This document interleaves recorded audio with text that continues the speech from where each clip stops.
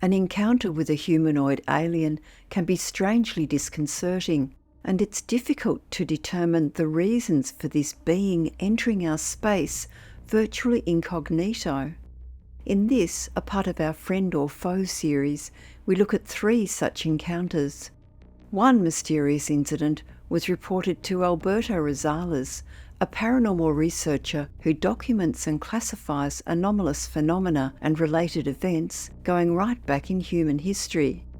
In his book, Humanoid Encounters, The Others Among Us, he relates the experience of 4 friends which took place on July 12, 1975 in Dunedin, New Zealand.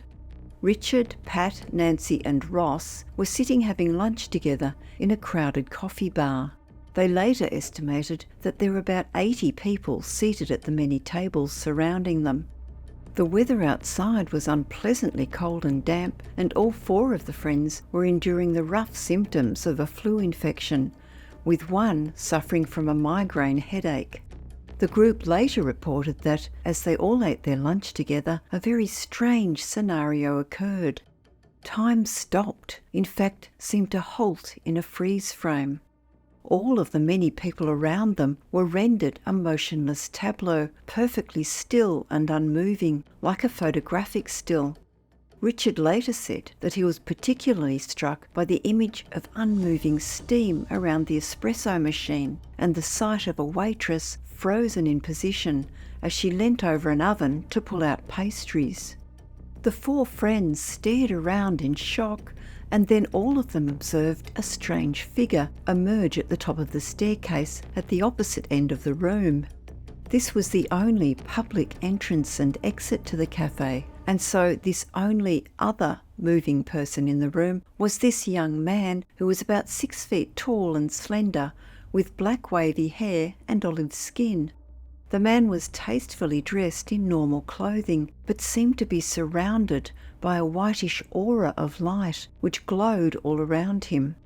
They watched him literally float down the stairs and then levitate across the space to the end of the queue where the immobilized customers waited for their meals. The moment that the strange interloper joined the line of customers, time started to flow normally again. The 4 witnesses then observed as the people around them started to move and interact normally without any indication or awareness that something out of the ordinary had just occurred. They continued to watch in amazement as the man ordered a glass of juice and sat at a nearby table. He then eerily acknowledged their attention with a smile. The 4 friends then decided to approach and question the man. However, rather than approach his table, which was difficult to access from where they were seated, they left the restaurant and waited by its exit for him to emerge. When, after some time, he failed to come out, Richard ventured back inside, only to find that he was no longer there. This was surprising, given the lack of any other exits, but even more astonishing was the group's realisation that their various flu-like symptoms, including one's migraine headache, were completely gone. It was 6 weeks later when the same group of friends were again seated in the same restaurant and again spotted the same man. Once more he appeared at the upstairs entrance and proceeded to lightly descend the staircase, his movements again unnoticed by other customers.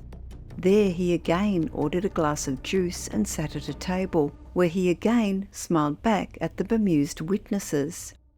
They later reported that he was dressed the same as before, but there was a difference in his appearance. This time his aura appeared more green than white. With this new sighting, the group of friends became determined to confront the strange figure and uncover his identity. However, when they tried to approach him, they found themselves completely unable to make even one move, let alone advance towards him. As if against their own will, they found themselves like automatons getting up and leaving.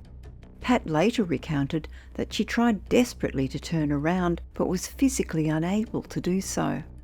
When she was finally able, she returned back to the restaurant soon after, but the mysterious man was gone. Many human-on-humanoid encounters seem to come under the Men in Black type category, where there seems to be some kind of message that needs to be delivered. Sometimes the message contains potential hostility or a warning. However, in the following two accounts, reported to researcher Preston Dennett, an abduction inadvertently results in a healing. Dennett relates a story as told to him by a woman called Ruth Simmons, who is a US Army veteran from Alaska. She claimed to have been abducted by aliens many times, she believes, because she is a very strong individual. Regardless, she has found the encounters frightening and says that she sometimes puts up resistance. In one encounter, which occurred in around 2013, she found herself on a table in an upright or standing posture. Surrounding her were a mixed craft crew of 4 small beige aliens and 3 humanoids, 2 tall blondes and a dark curly-haired man. Simmons recollected that the beings had restrained her upper body and were trying to secure her legs, while a robotic arm was moving into position over her lower torso. In a panic, she kicked up her left leg and accidentally impaled it on a sharp edge beneath the robotic arm. The small beige aliens in turn seemed to panic, appearing frantic and distressed, as if exclaiming, "She's hurt herself, she's hurt herself." What happened next she could only describe as incredible. One of the blonde aliens approached her and placed his hand over her injury, then wiped her leg clean.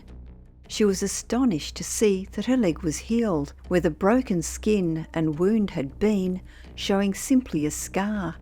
She says that, at this stage, the dark-haired man spoke to her telepathically and told her not to worry, as the scar would eventually fade away to there being no mark there at all, and her leg would look normal again.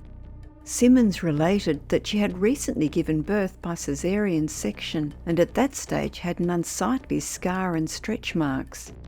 During her abduction experience, she decided to make a request of the humanoid, asking if he could also get rid of her C-section scar and stretch marks.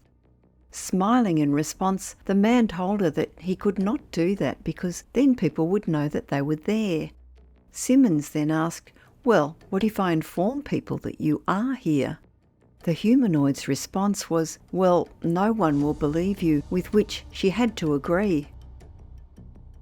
Another personal account of aliens dealing with an injury caused by the abduction provides an insight into the reasons for repeated contact of extraterrestrials with us.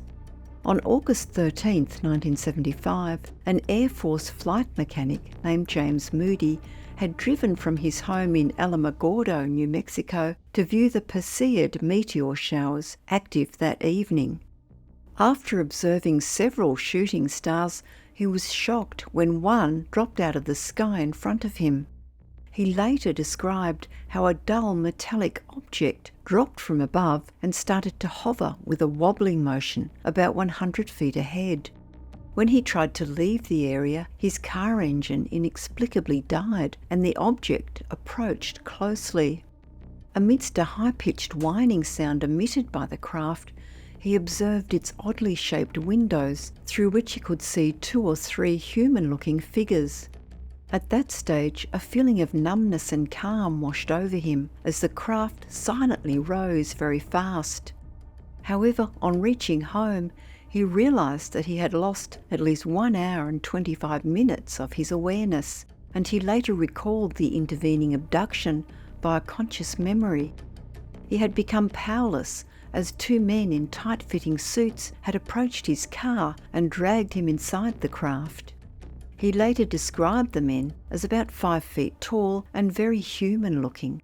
Although their heads were larger and without hair, their eyes were larger, their ears and nose smaller, and their lips thin. There was verbal communication, but their lips did not move. One placed a rod-looking device around his body, explaining he wanted to remedy any misplacement that had occurred during the scuffle of Moody's abduction. The beings were dressed in nondescript black skin-tight suits, except for one in a silver-white suit. They were telepathic and answered his questions as he mentally formulated them. even showing him the drive unit of the craft. This, they explained, was merely a small observation craft sent out from a much larger craft 400 miles above the Earth. They said there was no time to show him the main craft and that there would be limited and very gradual contact with humans in the future. They were particularly concerned about radiation tests being conducted by our species and that our radar interferes with their navigation. Moody's back injury caused by the abduction was healed during this interaction. The extraterrestrials told him that they could find him whenever they wanted and would do so, but their really interesting statement was that there were currently several different alien races collaborating in their work. This helps to explain the mix of species in Simmons' experience.